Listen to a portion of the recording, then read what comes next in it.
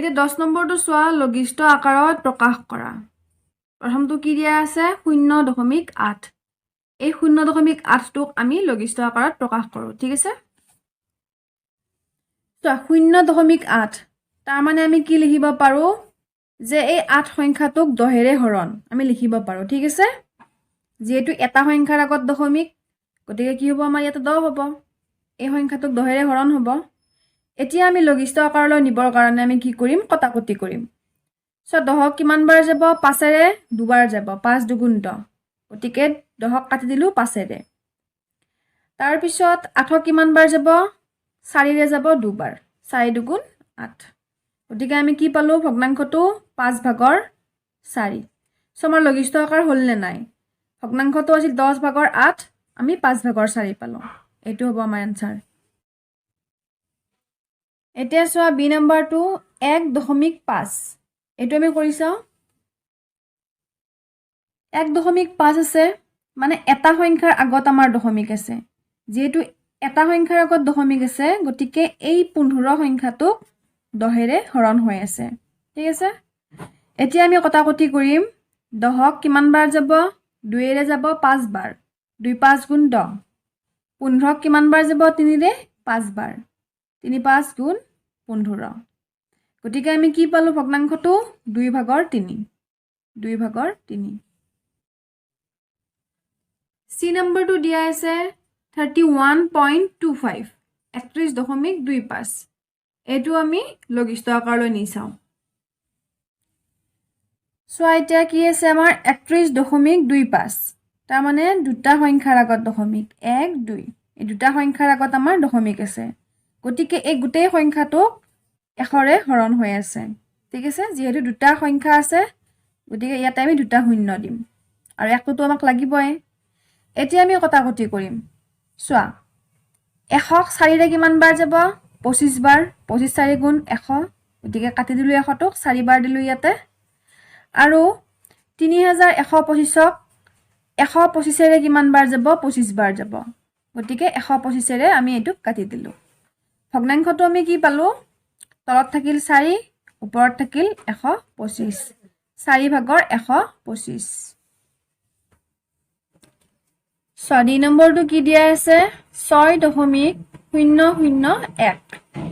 এইটো আমি কেনেকৈ কৰিম এই গোটেই সংখ্যাটো আমাৰ কিহেৰে হৰণ হ'ব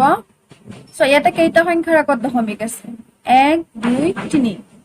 তিনিটা সংখ্যাৰ আগত দশমিক আছে গতিকে 6001ক আমি 1000 এটাৰে আমি হৰণ কৰিম তাৰ পিছত কটাকটি কৰি যিখিনি পোৱা হেতু লিখি দিবা ঠিক আছে এইটো মই কৰি দিয়া নাই এতিয়া আমি চাম ই নম্বৰটো কি দিয়া আছে 0.625 এতিয়া চোৱা আমাৰ কি দিয়া আছিল 0.625 এতিয়া ইয়াত আমাৰ কেইটা সংখ্যাৰ আগত দশমিক আছে 1 2 3 তিনিটা সংখ্যাৰ আগত আমাৰ দশমিক আছে তাৰ মানে ইয়াতে কি হ'ব তলত হ'ব আমাৰ 1000 তিনিটা শূন্য থাকিব লাগিব আৰু এই 1000 ৰে আমি কিহক হৰণ কৰিম এই যেটো 625 সংখ্যাটো আছে এই 625 সংখ্যাটোক আমি হৰণ কৰিম এতিয়া আমি কটাকটি কৰি চাও সো 1000ক 40 ৰে কিমান বাৰ যাব 25 বাৰ যাব সেই কাৰণে 40 ৰে কাটি দিলো 1000 টো 625ক আকৌ 25 ৰে কিমান বাৰ যাব 25 বাৰ যাব ইয়াতে লিখি দিলো 25 এতিয়া আকৌ 40 আৰু 25কো আমি কটাকটি কৰিব পাৰিম সো 40ক কিমান বাৰ যাব 8 ৰে 5 বাৰ 8 5 গুণ 40 40 কাটি দিলো ইয়াতে 8 লিখিলো আকৌ 25ক কিমান বাৰ যাব 5 ৰে যাব 5 বাৰ গতিকে 5 ৰে আমি এই 5টোক কাটি 25ক কাটি দিলো এতিয়া আমি কি পালো হৰটো পালো 8 আৰু লবটো পালো আমি 5 8 ভাগৰ 5 এইটো হল আমাৰ লঘিষ্ঠ আকাৰ এতিয়া এফ নম্বৰটো চোৱা কি দিয়া আছে 101.04 এইটো আমি কৰি চাও চোৱা ইয়াতে আমাৰ এই সংখ্যাটোত কেইটা সংখ্যাৰ আগত দশমিক আছে 1 2 দুটা সংখ্যাৰ আগত আমাৰ দশমিক আছে গতিকে এই গোটেই সংখ্যাটোক কিহেৰে আমাৰ হৰণ হ'ব 100 ৰে দুটা শূন্য থাকিব লাগিব কাৰণ ইয়াতে আমাৰ দুটা সংখ্যাৰ আগত দশমিক আছে এতিয়া আমি কটাকটি কৰিম 100ক 25ৰে কিমান বাৰ যাব 25ৰে 4 বাৰ যাব 4 25 গুণ 100 গতিকে আমি এই সংখ্যাটোক আমি 4ৰে হৰণ কৰি চাম কিমান বাৰ যাব 2526 বাৰ যাব ঠিক আছে এতিয়া আমি তলত কি পালো 25 ওপৰত থাকিল আমাৰ কিমান 2526 এতিয়া 25ক 5ৰে আমাৰ হৰণ যাব কিন্তু 2526ক নাযাব গতিকে আমি এনেকৈ ৰাখি দিম কিমান থাকিল হৰটো থাকিল 25 লবটো থাকিল 2526 এটো হল আমাৰ লঘিষ্ঠ আকাৰ তো জি নম্বৰটো কি দিয়া আছে 0.04 এটো আমি লঘিষ্ঠ আকাৰ লৈ যাম এটা চোৱা ইয়াতে আমাৰ দুটা সংখ্যাৰ আগত দশমিক 1 2 এই দুটা সংখ্যাৰ আগত আমাৰ দশমিক আছে গতিকে এই যেটো 4 সংখ্যাটো আছে এই 4 সংখ্যাটোক আমি 1ৰে আমি হৰণ কৰিম কাৰণ দুটা সংখ্যাৰ আগত দশমিক আছে সেই কাৰণে আমি 1ৰে হৰণ কৰিছো মানে দুটা শূন্য থাকিব লাগিব তাৰ পিছত এতিয়া আমি কটাকটি কৰিম 4ৰে 1ক আমাৰ কটাকটি যাব কিমান বাৰ 25 বাৰ গতিকে 4ৰে 1ক কাটি দিলু কিমান বাৰ 25 বাৰ গল তলত 25 লিখিলু আৰু আমাৰ ওপৰত এটা আমি 1 লিখিব পাৰো গতিকে আমি ওপৰত লব হিচাপে আমি 1 এটা লিখিলু এটো হ'ব আমাৰ লঘিষ্ঠ আকাৰ 25 ভাগৰ 1 এটা 11 নম্বৰটো চোৱা খালি ঠাই পূৰ কৰা দশমিক ব্যৱহাৰ কৰিবা এই নম্বৰটো দিয়া আছে 3 মিলিমিটাৰত কিমান সেন্টিমিটাৰ গতিকে এটো আমি কৰি চাও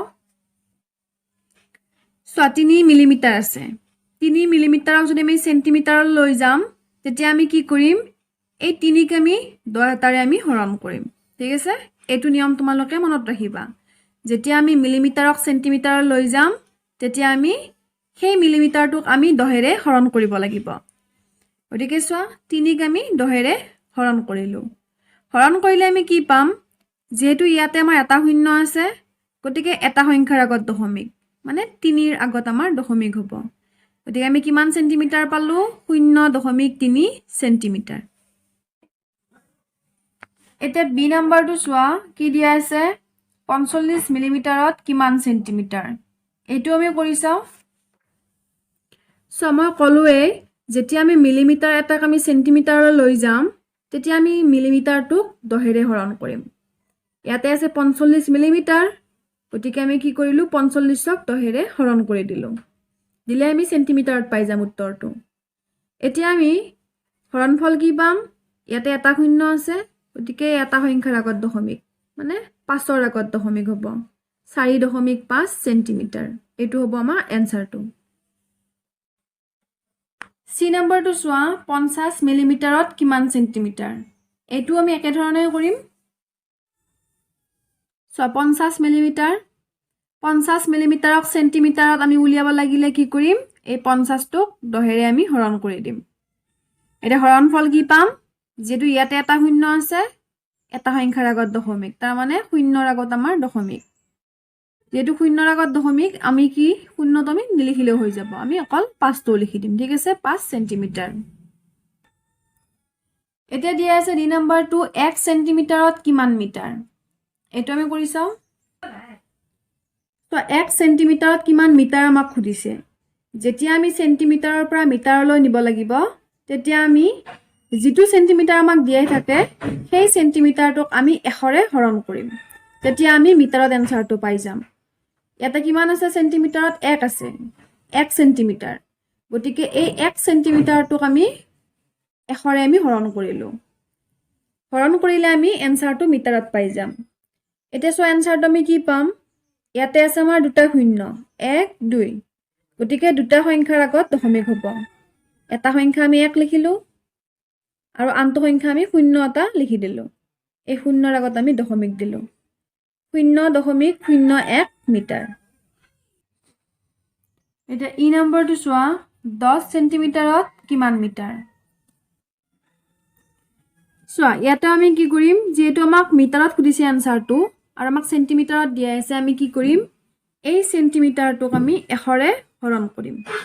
চোৱা 10 সেন্টিমিটাৰক 1ৰে হৰণ কৰিম কৰিলে আমি মিটাৰত পাই যাম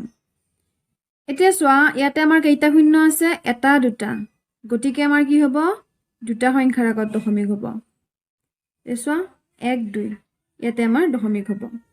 মানে 0.10 মিটাৰ এইটো হ'ব আমাৰ এনসাৰ এটা F নম্বৰটো চোৱা 500 সেন্টিমিটাৰত কিমান মিটাৰ এইটো আমি একে ধৰণে কৰিম আগৰ কেইটাৰ নিচিনাকৈ এই 500 সেন্টিমিটাৰক আমি 100 ৰে হৰণ কৰিম হৰণ কৰিলে আমি মিটাৰত পাই যাম এতিয়া চোৱা ইয়াতে আমি কি লিখিব পাৰো ইয়াতে থাকিব আমাৰ শূন্য আছে কেইটা দুটা এটা দুটা গতিকে আমি দুটা সংখ্যাৰ আগত দশমিক দিম তাৰ মানে 1 2 ইয়াতে আমি দশমিকটো দিম 1 2 ইয়াতে আমি দশমিক দিলো এটা 5 গতিকে আমি আনসাৰটো কি লিখিব পাৰো 5 মিটাৰ এটো আমি আনসাৰ লিখিব পাৰো বা তোমালোকে এনেকৈ কৰিব পাৰা 100 ৰে আমি 500ক হৰণ কৰিলে কিমান পাম 5 পাম ঠিক আছে বা এনেকৈও চাব পাৰা এইটো শূন্য কটা কটি গল এইটো শূন্য কটা কটি গল একেৰে 5ক কিমান বাৰ যাব 5 বাৰ যাব গতিকে আনসাৰটো 5 হ'ব 12 নম্বৰটো চোৱা তলত দিয়া সংখ্যা কেইটা সংখ্যা ৰেখাৰ কোন দুটা পূৰ্ণ সংখ্যাৰ মাজত থাকিব আৰু কোনটো পূৰ্ণ সংখ্যাৰ ওচৰত থাকিব এই নম্বৰটো দিয়া আছে আমাক 6.9 এই 6.9 সংখ্যাটো কোন দুটা পূৰ্ণ সংখ্যাৰ মাজত থাকিব হেতু সুধিছে আমাক আৰু কোনটো পূৰ্ণ সংখ্যাৰ ওচৰত থাকিব হেতু সুধিছে ঠিক আছে চাও 6.9 টো আমাৰ 6 আৰু 7 ৰ মাজত থাকিব কাৰণ চোৱা 6.1 6.2 এনেকৈ আমাৰ যেতিয়া 6.10 পাম তেতিয়া আমি 7 পাম গতিকে 6.9 টো 7 তকৈ সৰু হ'ব সেই কাৰণে 6 আৰু 7 ৰ মাজত থাকিব আৰু একেবাৰে ওচৰত কাৰ ওচৰত থাকিব একেবাৰে ওচৰত থাকিব 7 ৰ ওচৰত কাৰণ 6.9 আছে আমাৰ 6.9 ৰ পিছতে আমি কি পাম 7 পাম গতিকে থাকিব কিহৰ ওচৰত 7 ৰ ওচৰত থাকিব বি নম্বৰটো আছে 0.7 এটো চাও 0.7 এই 0.7 টো কাৰ মাজত থাকিব 0 আৰু 1 ৰ মাজত থাকিব আৰু একেবাৰে ওচৰত কাৰ ওচৰত থাকিব এটো যেটো 0 ৰ পৰা আৰু 0.7 আগুৱাই গৈছে গতিকে আমাৰ কাৰ ওচৰত থাকিব সকলোতকৈ 1 ৰ ওচৰত থাকিব তাৰ পিছত আছে সি নম্বৰটো 31.4 সো 31.4 31 আৰু 32 ৰ মাজত থাকিব আৰু সকলোতকৈ ওচৰত কাৰ মাজত থাকিব 31 ৰ ওচৰত থাকিব সকলোতকৈ ডি নম্বৰটো চোৱা 25.07 25.07 সংখ্যাটো 25 আৰু 26 ৰ মাজত থাকিব আৰু 25 ৰ ওচৰত থাকিব